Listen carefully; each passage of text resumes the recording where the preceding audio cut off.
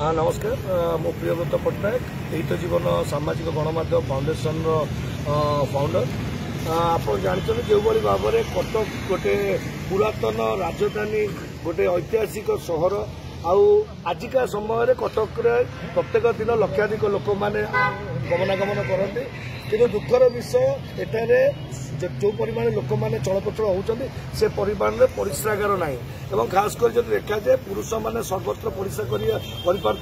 महिला मैंने लज्जा शरम को देखी परिस्रा करने को डरुंच लज्जा कर मानव अधिकार क्षीर्ण हो पानी पीया डरुंच